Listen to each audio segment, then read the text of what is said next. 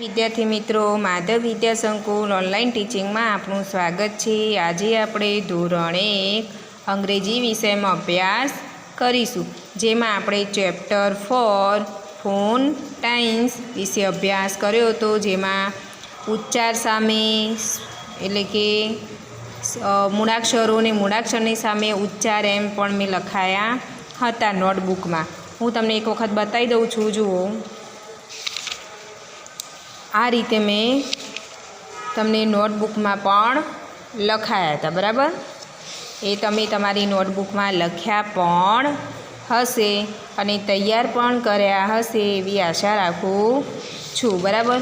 જો તમને આ ઉચ્ચાર અને એટલે કે ABCD સામે ઉચ્ચાર આવડશે તો જ તમને સ્પેલિંગ બનાવતા આવડશે, નહીં તો આવડશે નહીં, એટલે ખાસ તૈયાર કરવાના। હવે આપણે આગળનો ટોપિક છે આપણો, નીચે આપેલા એ, ઓ, આઈ, ઈ અને યુ ઉચ્ચારવાળા શબ્દો મોટેથી વાંચો અને શીખો। અને આ 5 મૂળાક્ષરોનો સ્વર એટલે કે વોવેલ્સ કહેવાય છે। કયા 5 અક્ષરો? એ, ઓ, આઈ, ઈ અને યુ। એને આપણે જેમ ગુજરાતીમાં સ્વર કહીએ છીએ તેમ આ પણ અંગ્રેજીમાં સ્વર છે, માટે ખાસ ધ્યાન રાખવાનું। એમાંનો પહેલો સ્વર આપણે એ વિશે અભ્યાસ કરીશું। એનો ઉચ્ચાર થાય છે એ અને ઉપર અર્ધગોળ એ થાય છે, બરાબર? એના પરથી કેટલાક સ્પેલિંગો છે આપણે જોઈએ તો જુઓ, અહીંયા આપેલું છે એ પી, તો એનો એ, પનો પીનો પ, એટલે બોલાય કેવું? એ પ। એવી રીતના એ સ, તો એનો એ, સનો એટલે કે એસનો સ, તો વંચાય કેવું? એ સ। એનો એ, ટીનો ટ, એ ટ। એનો એ, ક્ષનો કે એક્સ, તો એ ક્ષ। પછી અહીંયા એનો એ અને ડીનો ડ, એ ડ, બરાબર? એનો એ, જીનો ગ, એ ગ। એનો એ, એમનો મ, વંચાય કેવું? એ મ।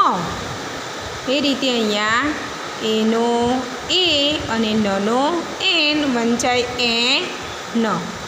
આ તો એના ઉચ્ચાર પરથી સ્પેલિંગ, બરાબર? એટલે કે કઈ રીતના સ્પેલિંગ બને છે એ આપણે જોવાનું છે।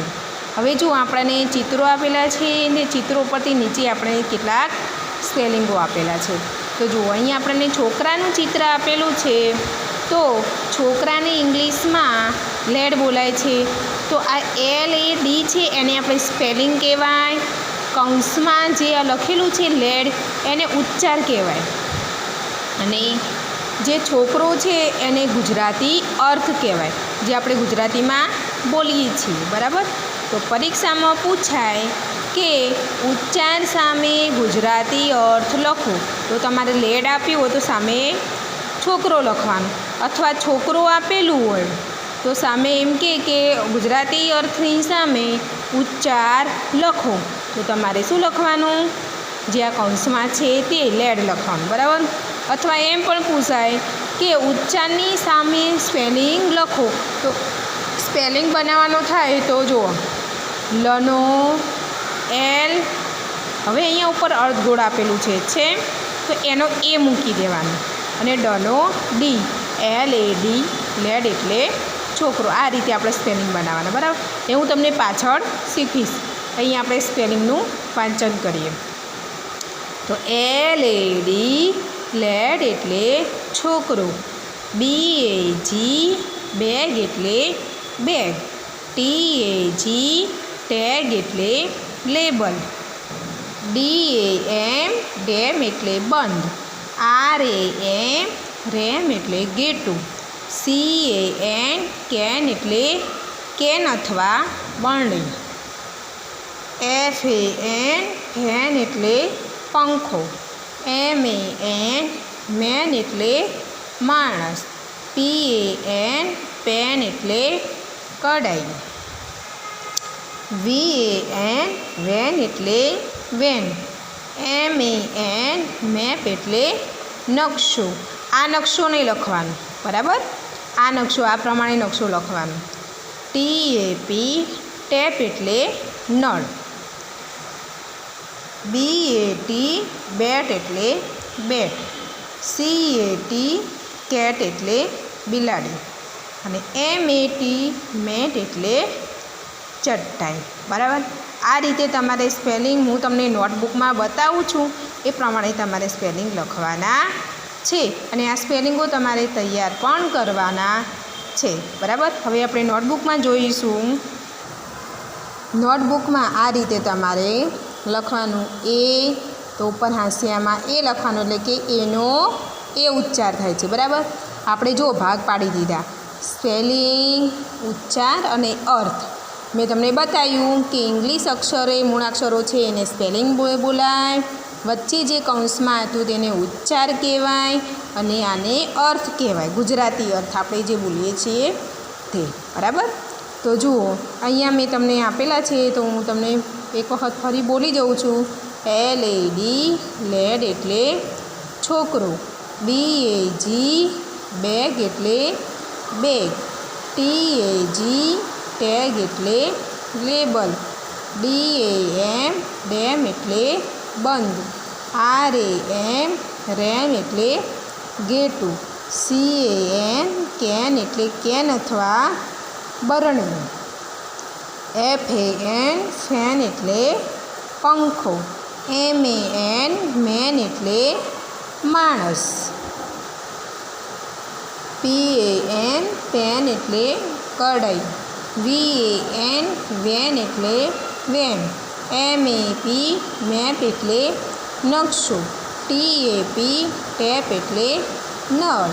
BAT બેટ એટલે બેટ. CAT કેટ એટલે બિલાડી. MAT મેટ એટલે ચટાઈ. બરાબર?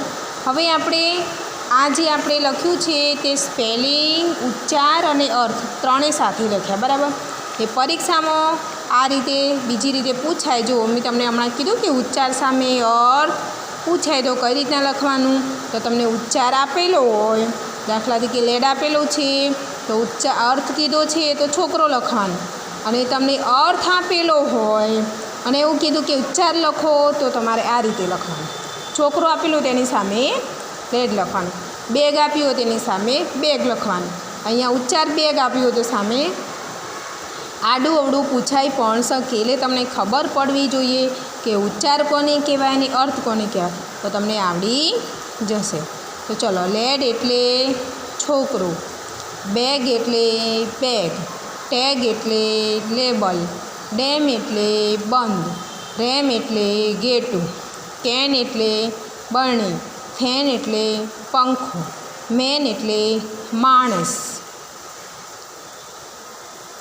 પેન એટલે કડાઈ.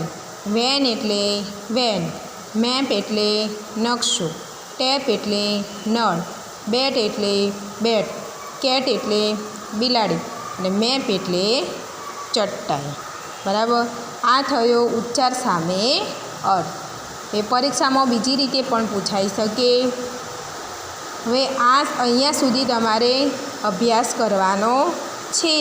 હવે આગળનો ટૉપિક હું આગળના લેક્ચરમાં અભ્યાસ કરાવીશ. અસ્તુ. પ્રણામ.